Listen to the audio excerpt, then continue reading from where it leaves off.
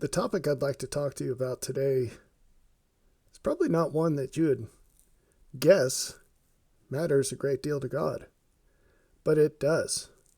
It's actually crucially important for the times to come.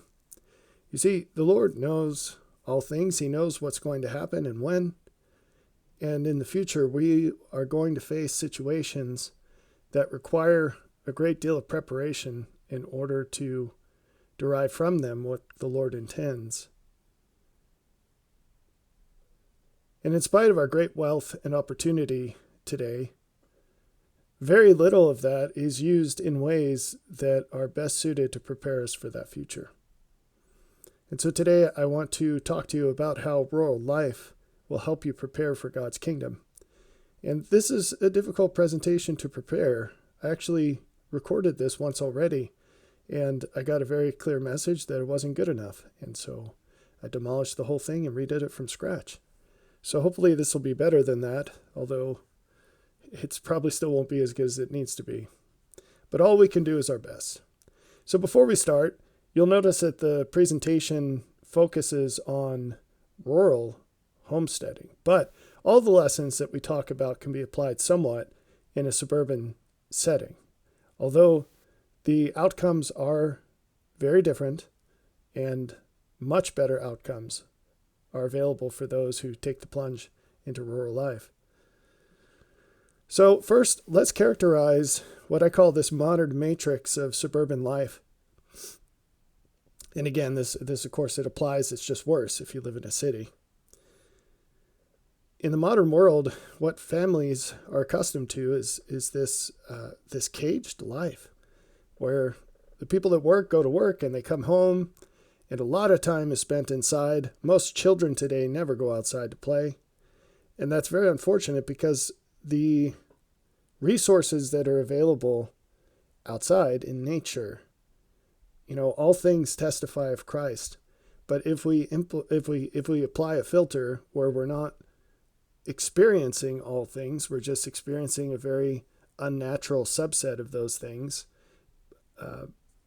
predominantly technology and entertainment, well, we're in a very different place than the Lord intended. In the modern world, there's also a dearth of apprenticeship from parents. As we'll get into with some data here in a second, throughout history, children especially, children were subjected to very different conditions than they were today. And while some of them can be written off as unfortunate products of the past that we can use modern technology and wealth to set aside, a lot of what was set aside is actually quite vital to doing everything we can to encourage children to grow up into the best adults that they can be. And one of those is the fact that children throughout history were apprenticed. They were apprenticed first to their parents. Their mothers spent basically every waking minute with young children, and then with daughters as the daughters grew older, and sons around the age of 4 or 5 or 6 or 7 would go out with their father to work in the fields all day. And that experience is one that modern people just don't have. I had a singular opportunity in a weird modern modification of this pattern to have 2 of my sons at 12 years old come and apprentice me, basically, to work for me as programmers in a tech startup I had. And that's the youngest age that the law allows it here where we live. And it was wonderful. And they worked for me for hours every day, 5 days a week. We were together and working. Now, they received a lot of delegated tasks. They did things on their own, but there was massive feedback and a lot of interaction. And these tasks that they were doing, they were grist in the mill of forging responsible and capable young men.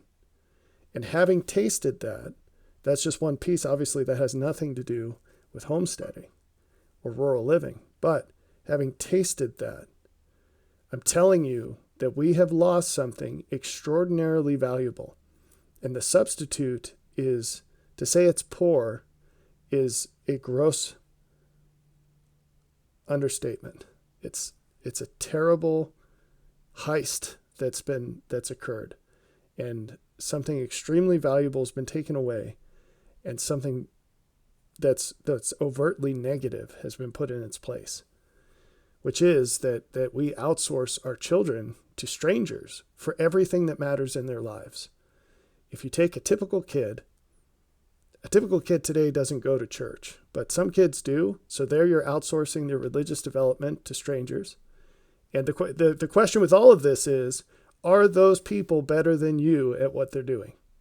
Are they doing a job that they do better than you would in their place?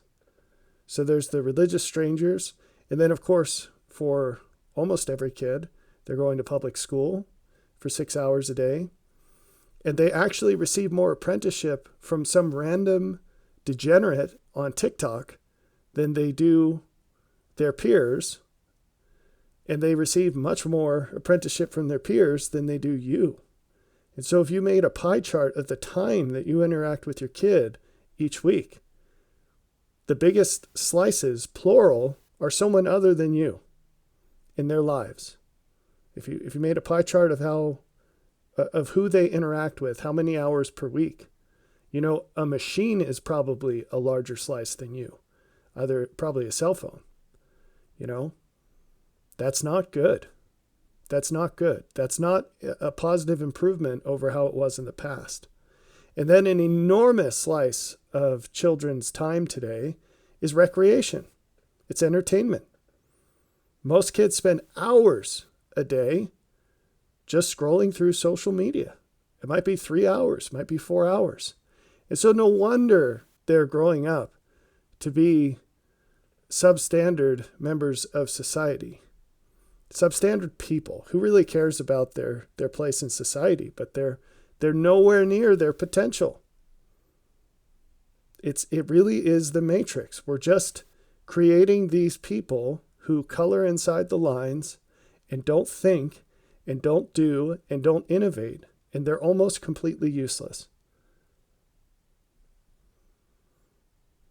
Now, no surprise when you raise a kid that way, that child is not going to have any obvious source of meaning in their lives. And so this just advances the problems. And now they have to be pumped full of chemicals so that they don't go off the rails, or so that they don't notice that their lives are empty and have no meaning, or that they are useless, that they haven't learned to do anything useful, and that they're not capable of anything. Not via their potential, but they haven't realized any of it. They're basically babies who know how to use the bathroom and can speak, although they don't say things worth hearing. Okay, so this might seem harsh, but it's actually predictable. There were a series of experiments done approaching 100 years ago that are colloquially known as rat utopia. So a behavioral scientist was studying these rodents, and he wanted to see what would happen if the ideal circumstances were provided to them. Unlimited food, total protection, no predators. They even had little like toys and things in there, little spiral staircases they could run up and down. It was perfect. If you were a rat, literally you couldn't design a better place, right? Or so they thought. Because what happened? Well, with the passage of time, what happened is the population exploded because, ideal circumstances. But then very quickly, everything degenerated. And what you had was this long list of antisocial behaviors that were highly structured. So you had these gangs forming. There were alpha male rats who would go around sort of raping and pillaging everything. There were omega rats that just stayed in their dwelling all the time and ate and never interacted with any other rats. Those are males.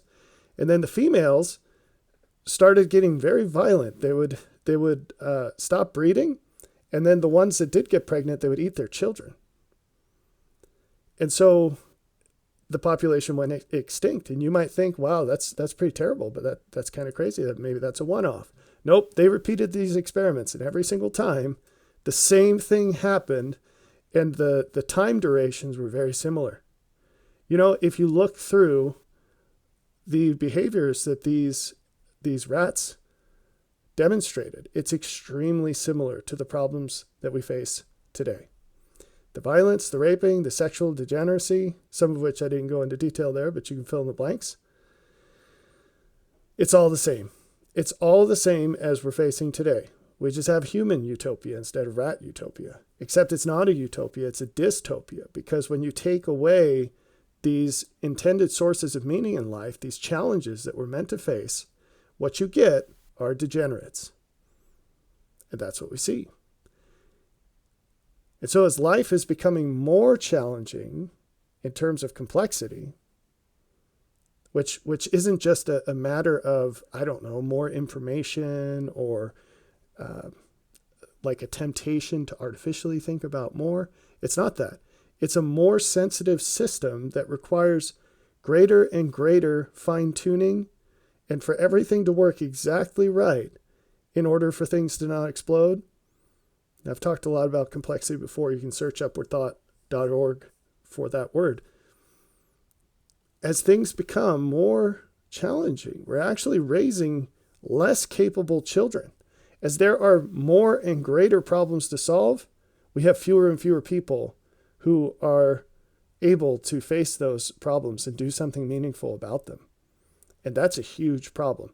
And then in the face of this, we're generating problem people who make things even worse, much worse. Okay? But we can fight that. We won't win as a society in fighting this, but you can fight this in your family. You can be the source of light that fights the entropy of society. But you won't be able to do that effectively if you're trying to get a different result in the same exact conditions as those who are the norm in society. You can't do the same thing as everyone else and get a different result. To expect that is insanity. So let me now tell you that there is a solution. And a piece of that solution can be rural homesteading. It's a very effective weapon against this modern poison. It's the antidote. And I'll tell you reasons for that in this presentation. But I want to preface this by saying I am not capable of doing this exhaustively. I wish I could. I wish I could give you all the reasons. But it's one of many things where you just can't get the full picture until you do it. Now, what I'll try to do is give you sufficient reasons to try it. And I recognize full well that it's a big old leap. You know, it's really hard to unplug from the matrix.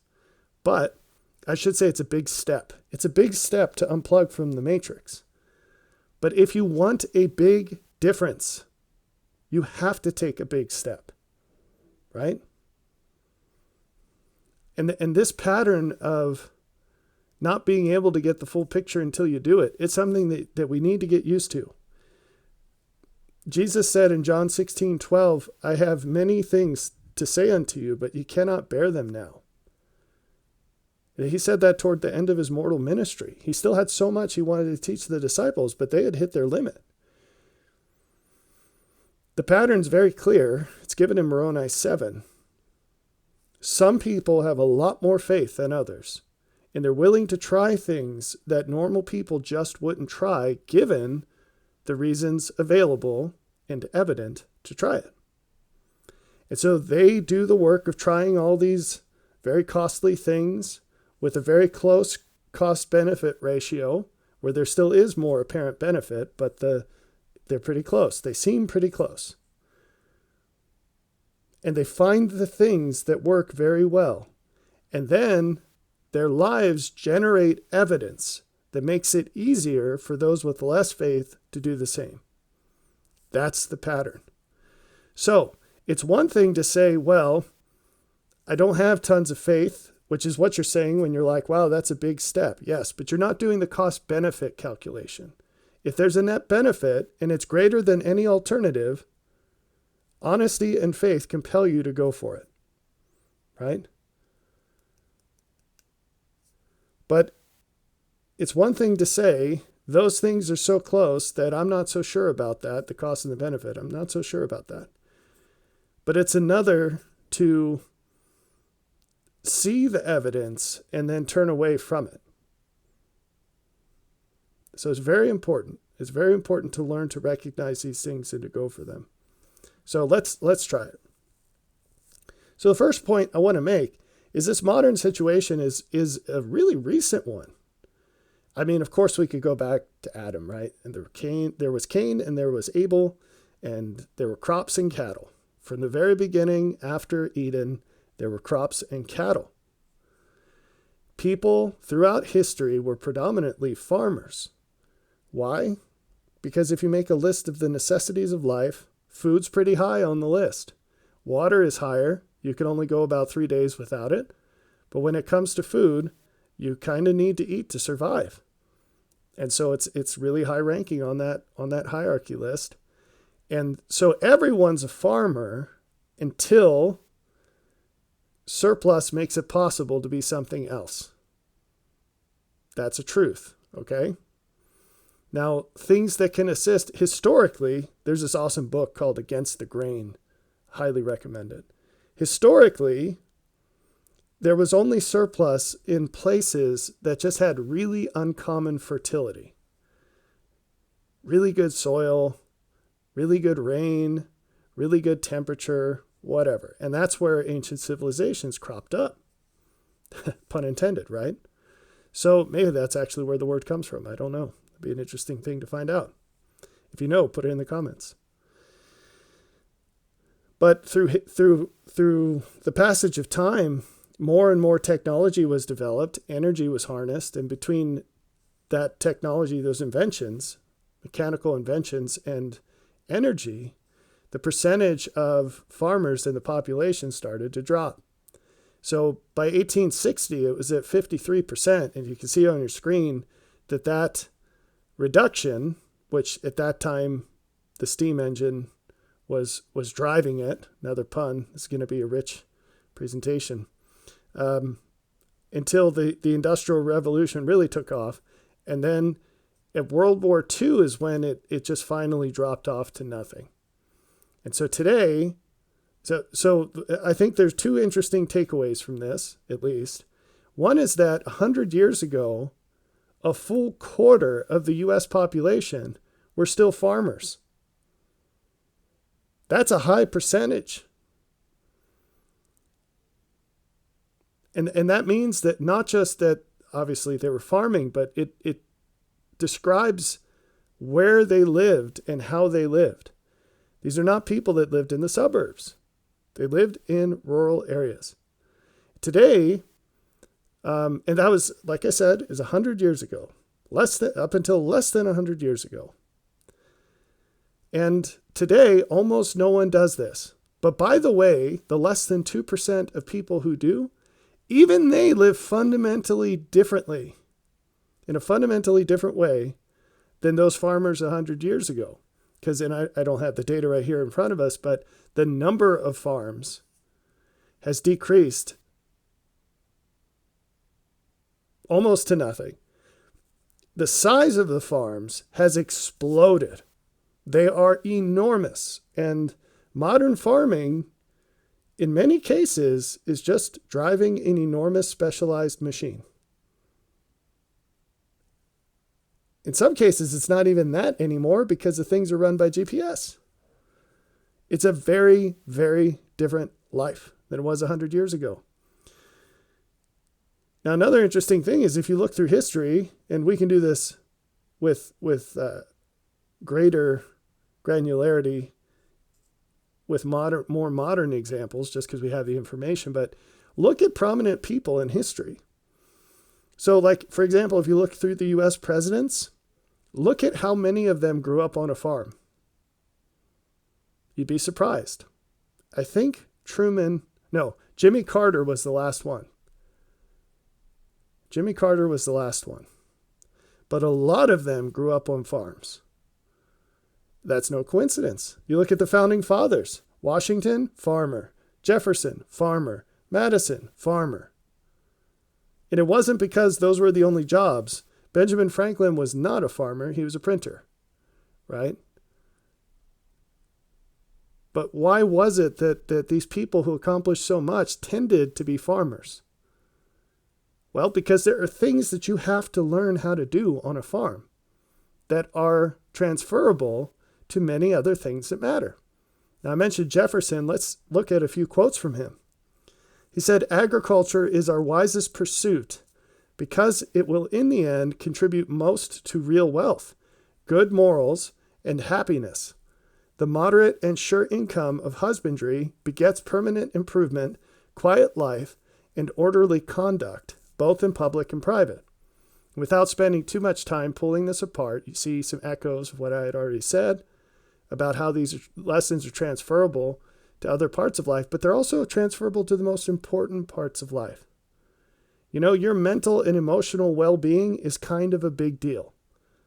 Everything else is built on top of that, and if that core is strong enough, what can take it away? What else matters? Right? And a couple notches away from that in the importance hierarchy is the ability to feed yourself. Suppose you have something set up where no one outside of the boundaries of your property can stop you from being able to feed yourself, no matter what happens out there. Well, that's a pretty secure place to be, isn't it? Flip that around. If you're in a situation where you have no control over your ability to feed yourself, you're 100% dependent on things that you cannot control. In other words, you go to the grocery store. Can you ever feel secure? Because you're 3 days away from anarchy. Here's another quote. "Cultivators of the earth are the most valuable citizens. They are the most vigorous, the most independent, the most virtuous." Again, why? Because the things that they learn, that they have to learn to be a farmer, they're completely transferable to all these other things. Here's one. "Those who labor in the earth are the chosen people of God, if he ever had a chosen people, whose breasts he has made his peculiar deposit for substantial and genuine virtue." Again, you can tell Jefferson was all about the farming. Last one. "I view great cities as pestilential to the morals, the health, and the liberties of man." I agree. Okay. I agree, and I'm in good company. So what are some of these lessons, these virtue lessons that you get through rural homesteading? Well, first and foremost is greater meaning and joy.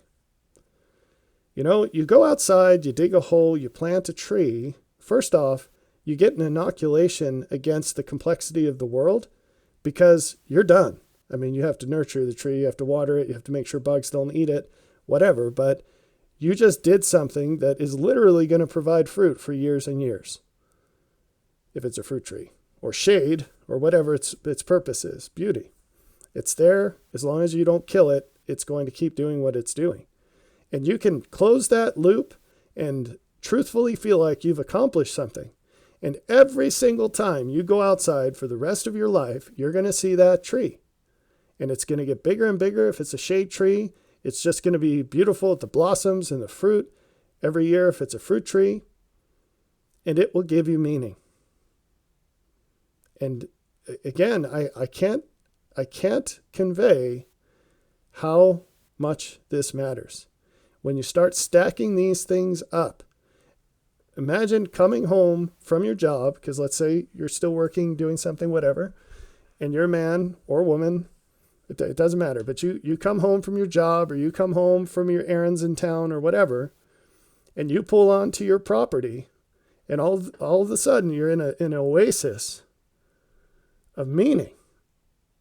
And even if you're not thinking about it, it will absolutely affect you.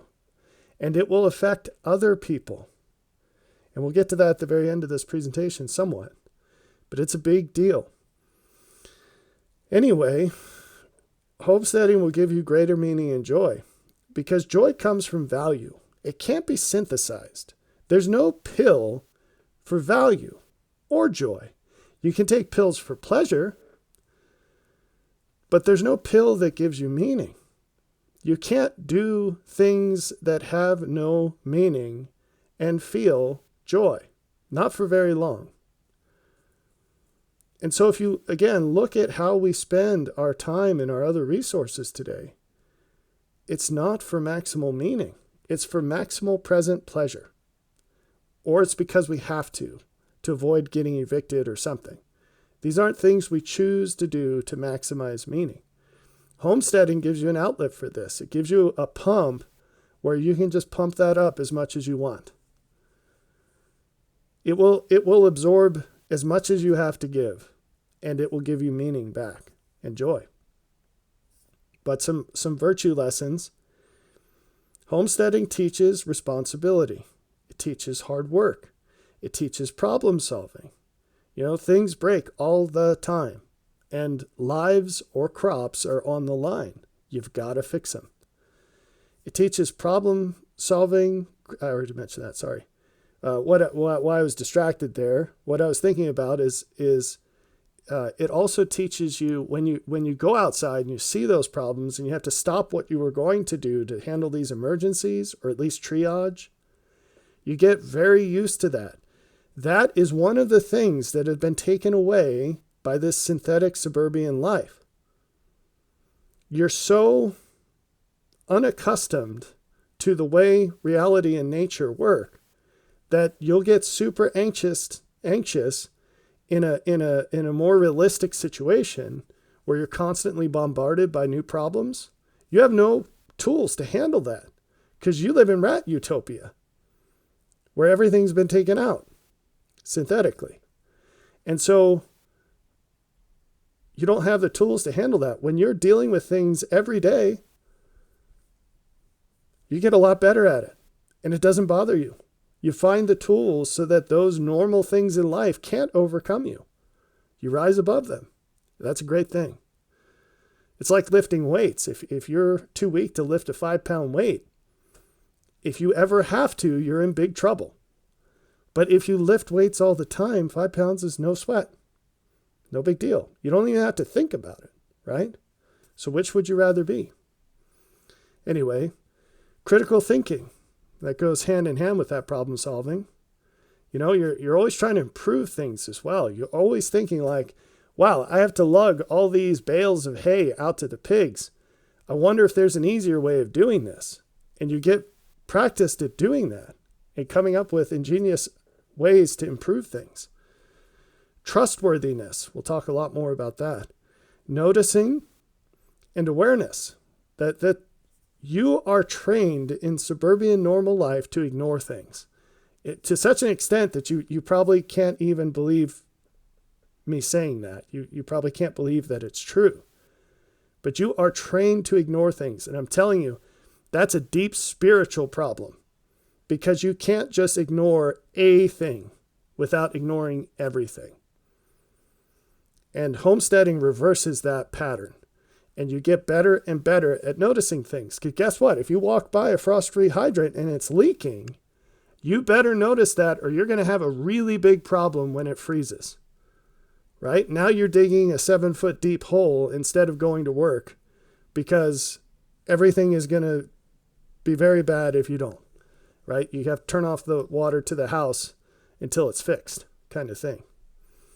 Or if an animal doesn't look quite right and it's sick and you don't handle that, all of your animals are going to get sick and maybe they'll all die and you'll lose years of selective genetic breeding. You learn how to deal with tragedy. I mean, how many people have lost a house cat, have seen someone lose it? Hopefully this isn't you. Have seen someone lose a house cat and have to take a week off of work because they're just so deeply upset by that. I mean, losing pets is sad. There are videos on here where I talk about that in my own life. It's super sad, but life has to go on. And you have to learn how to deal with that. You don't have many opportunities to do it in suburban life. People really struggle with death and the idea of death and living life so that once you get there, it's not so sad. It's still sad, but it's not so sad. And these are coupled, the value of life and death. When you just go to the supermarket and buy this huge string of chicken breasts from Costco, this bundle, you're not thinking about the life of those animals. You're just eating. You become a mindless animal because you don't have to kill that animal or raise that animal. You have no idea what kind of life that animal lived, and you'd rather not know. None of that is good. It's not pleasing to God, that's for sure. For multiple reasons, one of them being you're just not appreciating it. How could you? You have no idea what goes into it. And that extends out to food in general. You know, when was the last time you were actually grateful for what you ate? You might go through the motions saying a prayer before you eat, but I mean, do you really appreciate where it came from and what it took? Do you appreciate what it would be like if you didn't have it? I'm not just talking about fasting, although that's good, but like, what if you could only have 3 foods to eat for the next 4 months? And I'm not recommending you do that, but you will develop a much greater value of food when you're growing it yourself. And you get a sense of what it would take to produce the bounty that you can pick from every time you go to the grocery store. Now, here's one that might surprise you: the value of a good man and a good woman. So, in a nutshell, what I mean by this is once you get into this, you realize homesteading is very expensive. It's expensive in time, it's expensive in labor, and it's expensive in money. And the money part just keeps getting worse because of the cost of land. But these things help us see how valuable it is if you have a lady who really likes canning, who really likes gardening, who enjoys going out and spending 20 minutes a day weeding the beds, or who thinks it's fun to take her kids out there and do that. I'm not sure that's on the list of many young men looking for wives, and it's unfortunate because it's an astronomically valuable virtue in a woman. And for a man, being able to provide the money to make all that happen and having the interest in contributing to that and valuing women who are interested in doing it. So the man's going to jump in and help with that, just depending on his work situation and whatever, but he's also going to contribute the money. And that makes an enormous difference. But a lot of things are taken for granted today. So, all right, so what problems are mitigated by rural homesteading? Well, a lot of people, children and adults, really struggle with dopamine addiction today. They're all about the short-term rewards. And they're constantly scrolling social media. They can't put their phones down. They have these intricate relationships with people over texting or whatever, group chats. But they don't pay attention to the things right in front of their face. And they don't plan their lives. They don't create long-term plans and execute those plans. And so they don't obtain the greater outcomes that are only available by doing that. And their lives are permanently throttled down below this threshold of meaning that makes it all worthwhile. And the only way they can keep going is to just juice up their life with all these artificial things that are fake. Because they don't have anything real. That's a huge problem. You know, you go outside to feed the chickens, they are real. And you get their eggs and you eat them and they are real.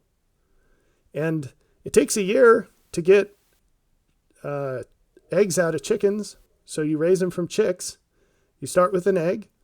You incubate the egg. You get the chicks. You raise up the chicks. They turn into chickens. You got to wait 6 months before they start laying eggs. You know, it takes a year-ish. That's a long-term outcome. And they get even longer than that. You know, you have to build an outbuilding for your animals. You have to plan it, do the research, so you don't have regrets. Come up with the money, get all the materials, build it, paint it, keep it painted, and on and on and on, right? That's a long-term thing.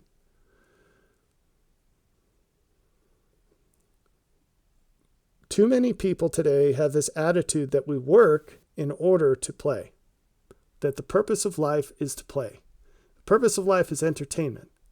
And unfortunately, this is a mindset that's infected modern society. And we prefer entertainment over meaning. People want to get dogs or cats instead of having kids. Why? Because you can set those aside. And if you don't feel like dealing with them, you don't have to. You can ignore them. You can still go on your trips. You can put your dog in a kennel, and still do all your trips. You can go on vacations all the time. It's possible to design the space where you live such that it would be a real challenge to convince you to travel anywhere else, to convince you that you'd have a better time being anywhere but your home. Imagine that. Here's a real life example. Where I live, I'm one valley over. So if you drive out of my house and drive about 5 miles, you go up a hill, you come down that hill, and you're in a valley where there's an international resort where the richest and famous people in the world come, and they spend maybe $2,000 a night to stay. I think my place is nicer than over there because I've done a lot of work to make it so. It's not just like a crummy Montana ranch kind of thing, typical Montana ranch. But how's that for value? I live here every day. I can stop recording this, take 100 steps, be outside, and just look around and be here. What's that worth, right? What's that worth? So, and what does it tell you that some of the richest and most famous people in the world pay top dollar to come here for vacation? And they might live in Buckingham Palace or Beverly Hills, and no, I'm not exaggerating. And they come here for vacation. Well, I live here, right? Anyway. So, and how do you get here? While we're on the topic, we mentioned how a lot of you will see this as an awfully big step. That's how faith works. If you want great things, you have to be willing to do great things to get them. Anyway, back to these modern problems. Short-term focus. We mentioned that. Everything's about right now. We can think maybe 2 days out, maybe a week out, maybe a month out. But no one's sitting around making 1-year plans, 5-year plans, 10-year plans. If you grow a nut tree, you have to wait 7 years before you get the nuts. And it still starts very slowly. A fruit tree, you might be able to get them in a year or two, depending on where you get the tree and how old it is. But if you want to build a bunch of raised beds, you're probably not going to get a harvest this year out of that, right? If you want to plant asparagus, it takes a couple years to establish an asparagus bed, but then you get asparagus every year for 20 years, and all you have to do is water it and weed it, right? Even then, you just dig up the roots, transplant them, and start over again. So there's a long-term focus here. How many years does it take to establish a cattle herd? Like I said, you have to selectively breed them. You keep the really good ones. It takes years. So it shifts your focus timeline. Beyond the short-term focus, another problem with that is the get-rich-quick mentality, which pervades young people today. They're like, what can I do so 1 week after I graduate high school, I'm making $250,000 a year, working from home and working 3 hours a day? You could sell meth, but I don't recommend it. Probably going to get censored for that. Anyway, there are also these negative tendencies towards envy and entitlement.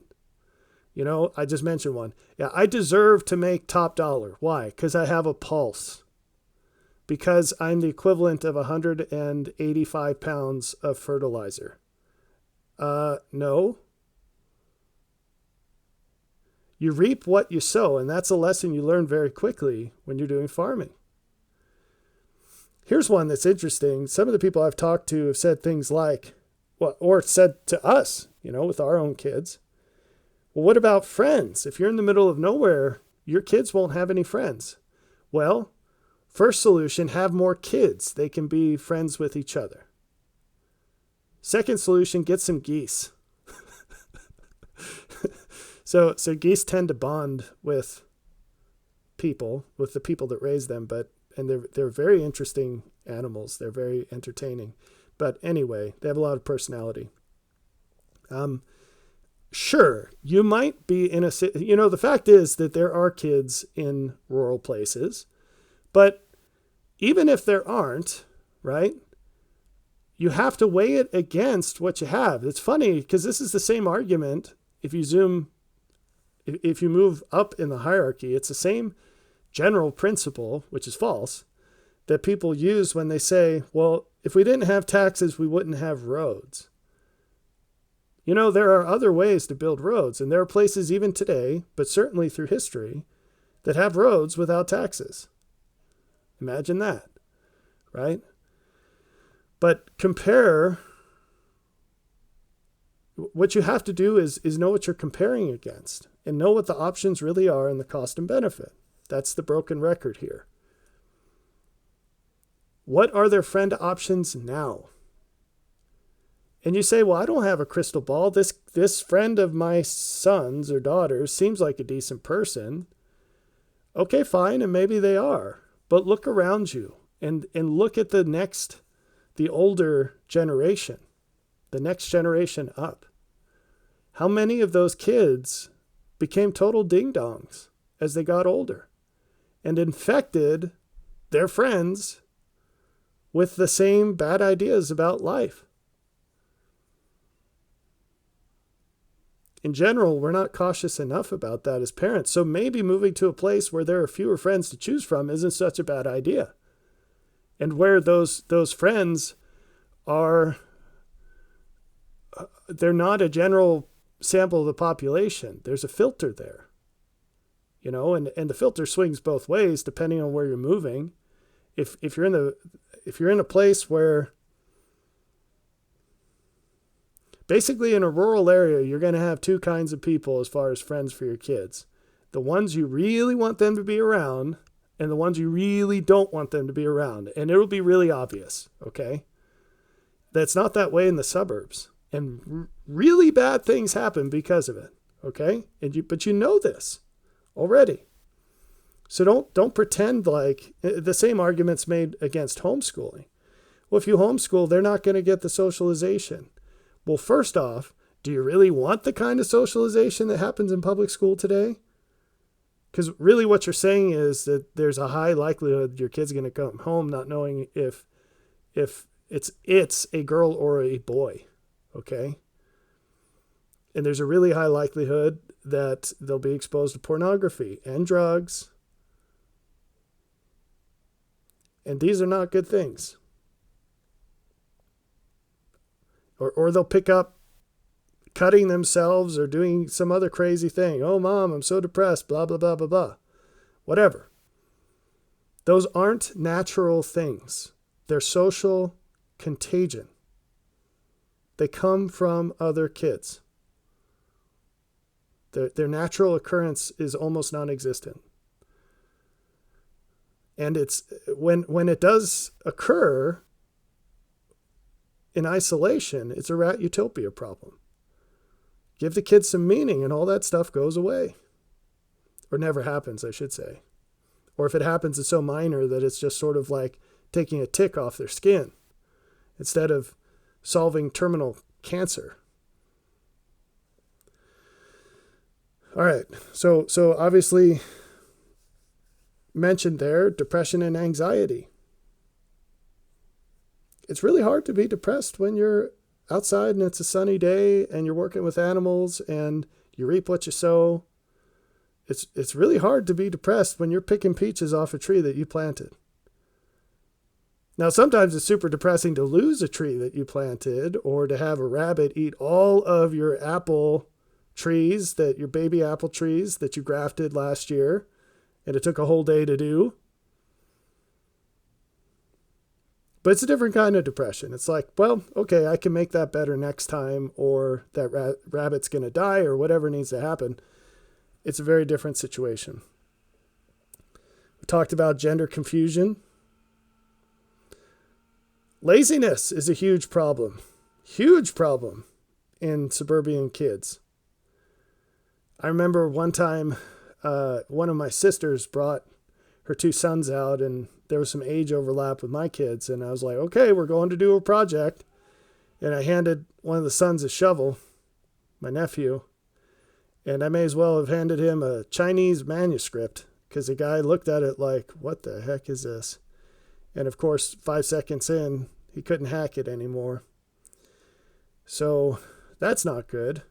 And we'll get to why that matters, particularly for the end times, in a second here. Physical and emotional weakness related. And then finally, this is not an exhaustive list, by the way, but you've heard me rant and rave about low testosterone. It's not as much of a problem on a homestead, particularly if you're growing a lot more of your own food instead of eating the junk at the grocery store. But there are issues with the water supply. And if you're on a well, those go away. All right. It's even in the air. Sorry, not to get hung up on this, but microplastics are in the air in the suburbs. You can look up papers on that. That's not some weird conspiracy theory. That's mainstream science. There's just so much plastic everywhere in the environment that just living in an area that's densely populated, you're breathing it even. Okay. I didn't put asthma or other sicknesses on this, but that's obviously, asthma is highly correlated with pollution. Utah has one of the highest asthma rates in the nation because of all the pollution there. Asthma is a huge problem. There are a lot of other health problems, and you get out into the country and a lot of those go away, including we were talking about social contagion with kids. There's disease contagion too. I mean, how often do your kids get sick? Does that matter? Of course it matters. Think of how many weeks you waste per year in productivity because you're sick or your kids are sick. These things all add up. All right, so let's talk more about the positives. So rural life, it trains your family to be more useful to God. That might be a surprise to you. But again, coming up against the limits of how broad and deep we can make this presentation, I want to focus on one aspect of this, which is a really important thing. And it's the skills of delegation and adoption of purpose. So part of that you'll get in any good leadership course, but there are aspects of this that are more clear in terms of the gospel and more important in terms of the gospel than anywhere else you can get them. So let me just give it to you straight up. The Lord's work is to make all things as good as they are willing to be. You may never have heard that before. The Lord's work is to make all things as good as they are willing to be. Your joy, this is why he does that, because he wants everyone to be as happy as they can possibly be, given what they're willing to choose, which is the limit. And it's not an arbitrary limit. It can't be separated. I already told you, joy comes from value. So you have to go for what you value. And that imposes limits on things. But your joy will be determined by how much of his work you take upon yourself. So what was his work? To make all things as good as they're willing to be. Your joy will be determined by how effectively you help all things become as good as they're willing to be. So obviously one thing that influences this is how big your slice of the pie is. Now in life, you can get a hold of resources depending on the paths you take and situations that lie outside of your control. But we shouldn't limit ourselves with only approaching this through how much money you have, or maybe you might have a big old business. where you get to influence that. The family is given as a tremendous gift within the reach of almost everyone, if they're willing to pay the price. But it's a choice. For almost everyone, having a family is a choice. There's only so much you can do to choose to be wealthy. There's only so much you can do to choose to have a big influential business, or to invent something, or to write an amazing novel, or any of these other things. With a family, so much is put directly into your hands. It's a tremendous gift. Anyway, in a general sense, if you're worth your salt, you will quickly approach the limit of what you can do as an individual. Now that might surprise you, but only if you haven't repented yet. You see, when you repent, you stop impeding God's influence in your life. I should say artificially impeding. The only thing you become subject to is the limits in how fast you can learn. But he takes you step by step through it all. He's ready and willing. But first you have to get out of the way. The second you do, all kinds of things change.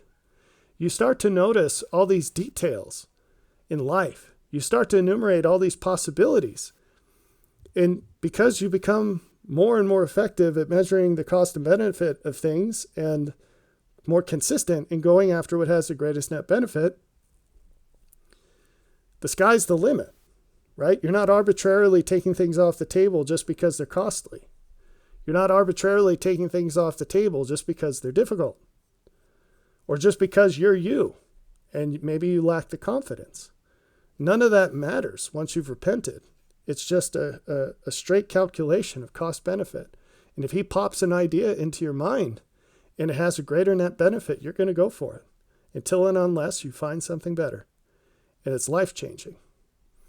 He also inspires your mind and supercharges it, so you start to think a lot better than you did before. You can make better decisions. You can see and understand the connections between things a lot better than before.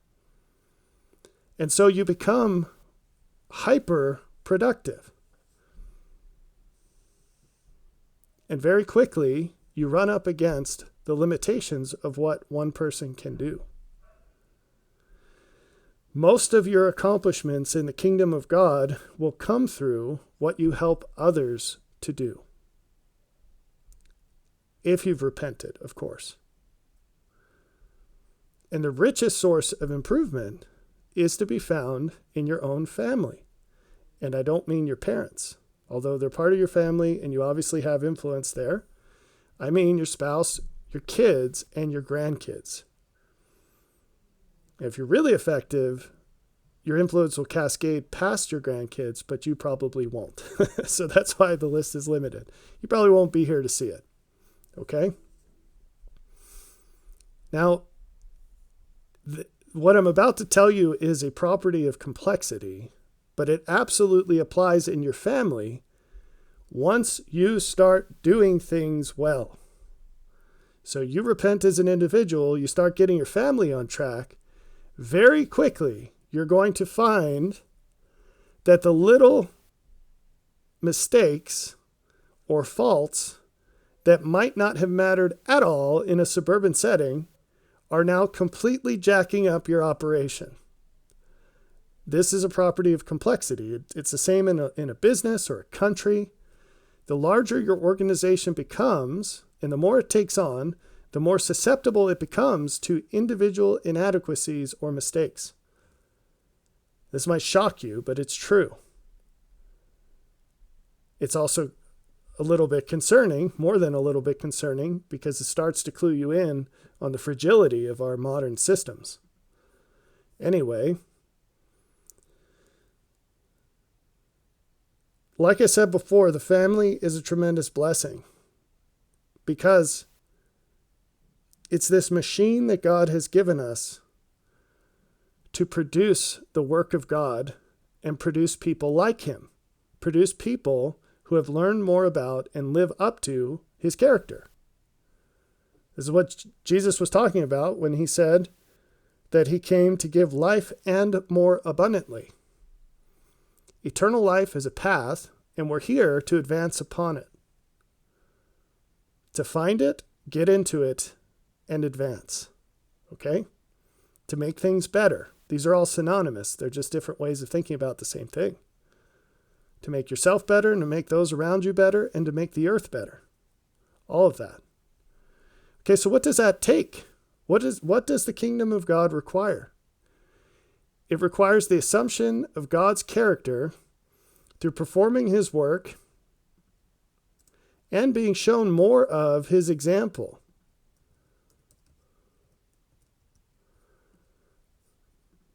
So how does this relate to the family? Well, in an ideal setting, the family's purpose is to do this. The ideal family, this is their purpose. And I'll talk more about this in another presentation. But this comes through the parents down to the children. And it's a little ecosystem. It's a little factory, a little machine, right? And I say here the farm is the factory where the machine best operates. You know, you could take a machine out of a factory, but it will work better when it's surrounded by things that help it be the best that it can be. In the suburbs, it's all stripped out. It's all stripped out and it's not really what it's meant to be. I have an apple scratter, it's called. There's a hopper, you dump apples into it, you put a bucket under it, and there's a drum in there with stainless steel screws on it, and it rips the apples into little chunks that are best sized for a cider press. And I built that thing, and for the motor, I repurposed this motor that came off of this air compressor, but the pistons had seized up, so I took the motor off, and the pistons and the air container I left behind. And it's no longer serving its intended purpose because the rest was stripped off. Now, in this case, I kind of prefer what I'm using it for, but that's like your family is the motor and the farm is the rest. It's the way God designed for this to work. It's the way it best fulfills its purpose. And the modern world is not an improvement on that. It takes away so many vital pieces. Okay? Anyway, to perform in the kingdom of God according to what we're supposed to and do the best job towards advancing his purpose and learning it in the first place, it's vital that you and the rest of your family become the kind of people that can be delegated to, who can faithfully fulfill instructions, who can return for help or to update when needed, and who can manage everyone in their charge. And that doesn't just mean to get the job done. It means to fully develop their potential, to be the best that they can be. That's how this is supposed to go. And hopefully you can see how this connects. It's the solution to the limitations of the individual. And that's why it's so vital for the kingdom of God. The kingdom of God is a network. But if the connections don't work properly, it can't be established. It can't be created. It can't function the way it's supposed to. Do you see how important this is? Now, your family is a kingdom in the kingdom of God, or at least it's meant to be, I should say. It has the ability to become. But I can almost guarantee it's not functioning that way. And until it does, it's not ready to be attached to the rest. Now, here's a little diagram that I'll go into more detail on in a different presentation. But this is the pattern. Now, you might be highly uncomfortable with the roles, the words I use to describe the roles here, but I think this is the clearest way to do it. This is how a successful unit functions. There's a commander who, and by the way, I should put this here, there's a connection above him or her, but in this case it's a him because there's no secret here. This is a family. We're applying this pattern to the family. This is the father, and this is the mother, Now, the first thing you might be uncomfortable with is the fact that the mother is listed as subordinate to the father. We'll get into that in that other presentation. There's only so much we can cover here. So if that's highly offensive to you, just hit pause on that, watch the other presentation. Or don't, I don't really care, but you won't receive the benefits of understanding this, and it could drastically advance your life and your eternal life. So the commander has connections to everyone, right? But he works through the subordinate to do things he couldn't do without her. That sounds really terrible. I should just say father and mother here.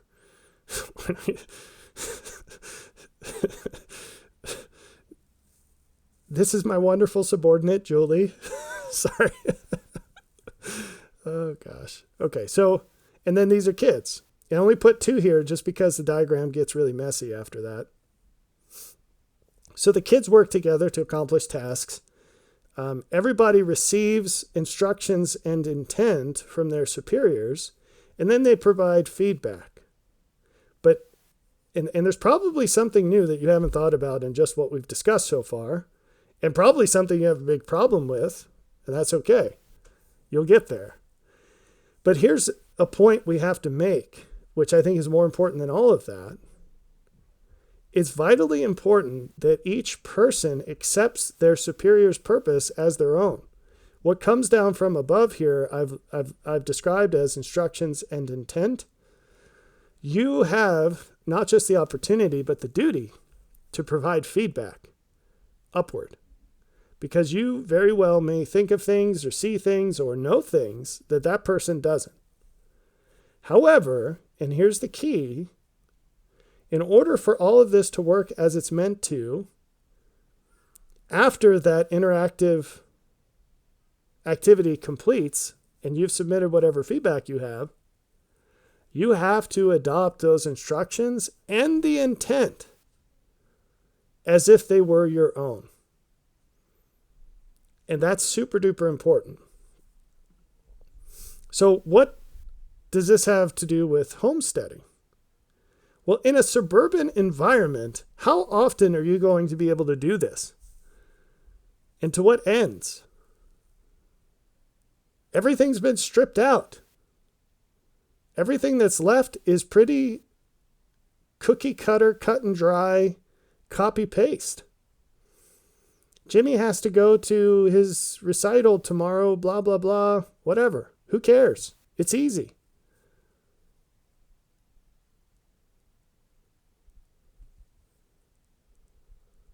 But on a homestead, things get much more complicated. Now, why is it important to learn this? I hit you with some Kingdom of God stuff, but let's bring it down to practical levels that you might have an easier time imagining. Imagine that you're in a life or death, not just situation, but environment that requires exceptional skill.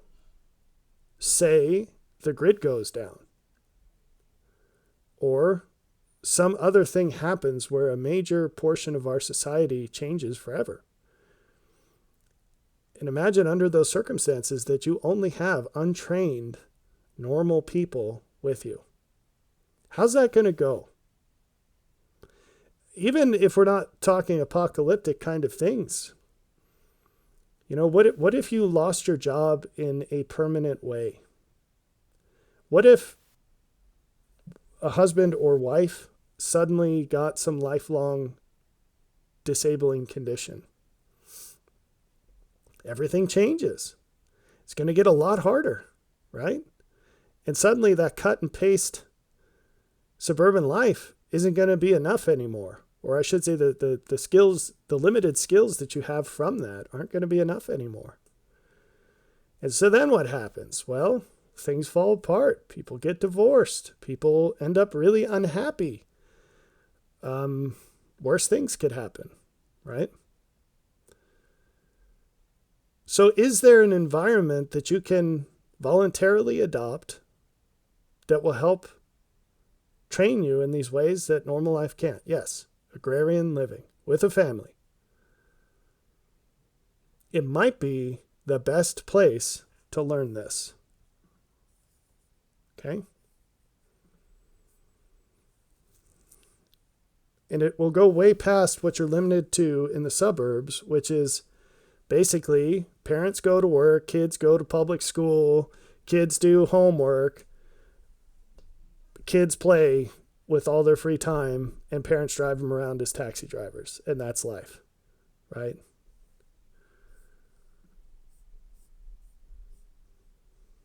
So in modern life, there are very few signals that show you the need for these things or help you tune the system. There are very few signals. When things go wrong, usually it's a small consequence, or maybe you might not even notice it. Maybe it won't matter at all.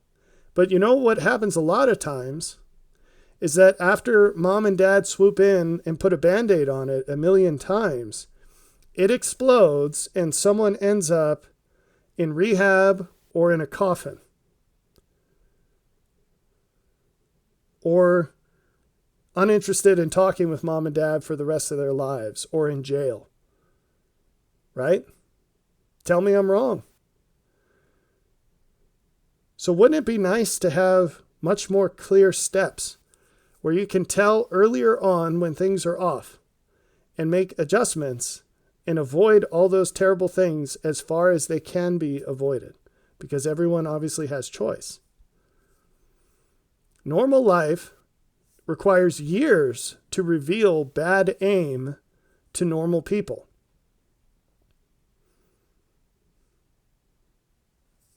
Farm life gives you a sign right away. And it's usually pretty easy to see. And instead of this situation where quote unquote adulting starts at 26 when you finally get booted off your parents' health insurance, but dad's probably still going to pay your cell phone bill until you're like 38. And your car insurance and your car and all these other things. Real life on the farm starts as soon as you can walk, because you're going to have jobs to do. Right? Basically. And all this provides all these feedback loops. And it's not that it's not possible to still go off the rails or have kids that go off the rails. It happens.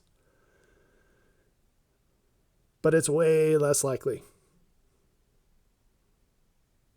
Now, if you bring the suburbs into the rural life and you throw your kids into public school anyway, and you spend, 6 hours driving to baseball games every Saturday for your kids and all these other things, you spend an hour each way going out to eat every Tuesday night in town, you will also bring the negative consequences of doing that. But if you take it for what it is, you're going to have tons of feedback loops and high stakes. It's really obvious to notice when you're not getting as many chicken eggs, okay? That's an obvious problem. So then you tell your kid that's delegated to look after the chickens, why aren't we getting chicken eggs? I don't know. Well, why haven't you noticed that there are fewer eggs? I don't know. So you have a talk about that. And then you say, well, what's the problem? I don't know. Then you have a talk about how you can go through and find the problem. And you say, well, list out all the things that might affect that. Chickens don't have enough water. Chickens don't have enough food. Maybe there's a skunk nearby, because when they smell a skunk, they'll stop laying eggs for a while. Maybe the light isn't working that's supposed to turn on in the morning and at night over the winter, etc., etc. And then you don't go fix the problem. You get the kid to fix the problem. And guess what the kid learns? They learn responsibility. They learn trustworthiness. They learn critical thinking. There are many other situations, and all the ones here are examples from our own situation. Some of them aren't life or death. If chickens don't lay as many eggs, that's a minor annoyance. It can be changed. If a chicken's dead, that's a big deal, right? But when the cows are out of water, they just moo incessantly. So I go outside and they start mooing at me. I know there's something wrong, and I say to the kid in charge of the cows, hey, the cows are mooing, find out what's wrong. And then you come along and you find a problem that they didn't bubble up that they needed to. Why is this thing a problem? And they say, well, I saw it was a problem, but then effectively, I didn't think it was a big deal. Nope, wrong answer. This is where you have to bubble it up. And what are you teaching them the whole time? Maybe they're not going to live on a farm. That's fine. It's unfortunate, but it's fine. What do you think we're supposed to do with God? We're supposed to carry out what we believe to be his purpose. And then we're supposed to go to him when we've done all we can and we don't know what to do. Or when we have this problem and we're not sure how to solve it. Right? Or when he gives us an instruction and we hit an obstacle and we're not sure what to do anymore. We're supposed to go back to him. Do you want your kids to figure out that they have to do that and how to do that on their own? Or do you want them to have 18 years of practice with you? Which has a better chance of doing it right? And what's that worth? Now, another added benefit of farm life is it gives you this enormous incentive to remove things from your life that insulate you from the consequences of poor choices or low value items or activities or an inaccurate value of things. It does all of that. It's like this workshop to help you see things better and help you be a better person. So I mentioned that it's not so easy to just drop everything and go get a cheeseburger, right? So you might lose some weight coming out into a rural area. But you're also, that distance, it gives you incentive to become a better planner. So you have to plan your trips to town. You have to be more self-sufficient. You're going to have to learn how to fix things that break. You can't just call up the service person because maybe they won't even call you back. But if they come, you can't just get free bids on stuff. You have to pay everybody time and mileage. And it's hard to find people to do things. So you have to learn how to do it yourself. But what you'll find is that there's this force working on everything in your life to morph it into things that provide more meaning and future benefit. And can you get through this without that? If you try really hard, maybe, right? But what you're doing is you're turning gravity from a force that deteriorates things and holds you down into something that actually propels you into what is better. And that's the point. This is our final slide. This is a really big topic, so just know that this is ridiculously condensed. But I couldn't get away from talking about agrarian life without making mention of what I actually mentioned off the cuff, this idea of driving onto your property, and it's just this engine of satisfaction and meaning. So when Jesus was teaching the crowd how to pray, he said that we should pray that the Father's will be done on earth as it is in heaven. That wasn't just a request, he was volunteering. And we ought to be going about anxiously adopting the Lord's purpose and making it so in our lives.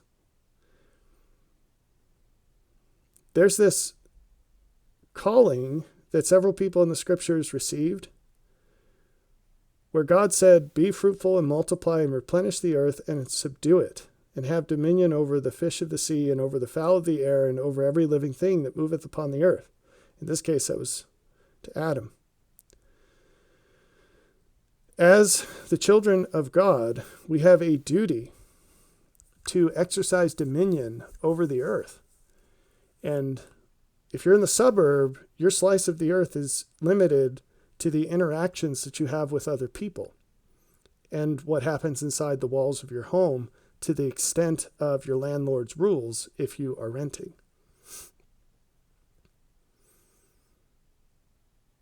That's a very limited canvas.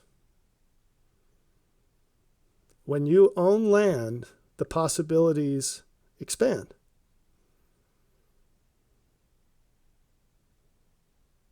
There's deep spiritual significance in rendering a piece of land into what you believe the Lord would make it if he were in your shoes. Now, there's some lessons there as well. Like you might think that that's a ridiculous statement because he was just wave his hands and then magic would happen. But being in your shoes means subject to your limitations, your physical limitations, right? So what would he do if he had to sleep however many hours a night you have to sleep? Or if he had kids to worry about in addition to chickens or whatever?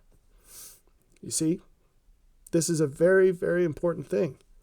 And it will have a tremendous effect, not just on how you feel as you're out in it, but in the impedance or acceleration of God's Spirit in your life. Your environment absolutely affects that.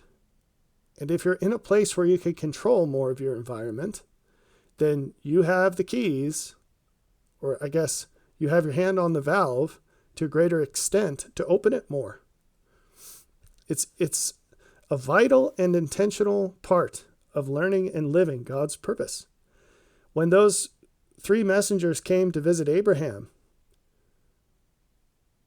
he didn't just take them into an apartment and show them a big screen TV. He went around his estate. Now, he was mobile, but he had 300 men plus all the women and children and all these cattle and all these tents. He went and took the best of what the group had produced, and he brought it to them. If God were to come into your domain, what would your first fruits be? Would you parade your children, or would you be ashamed of them? Or would you make excuse? You probably wouldn't be ashamed. That's pretty harsh, huh? You'd probably start making excuses. Oh, this is little Timmy. He struggles with anxiety and depression. Oh, this is Jenny. She cuts herself because she's had a really hard life. Oh, this is, what name are we on now? This is Tommy. He plays video games all the time because he struggles with attention. And this is my husband, and he's overweight because, his job's really hard. And hey, this is my wife, and she, screams at the kids when no one's looking and whatever. Whatever it is, right? Would you be embarrassed? Or would you have tangible fruits that pronounce to the Lord or his messenger, I have been true and faithful in everything that I've been given, and I desire more.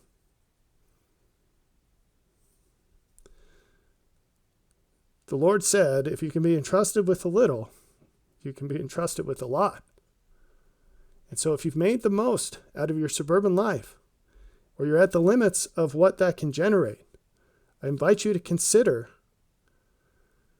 the wealth of expansion and the much greater situations that are available in a rural homestead.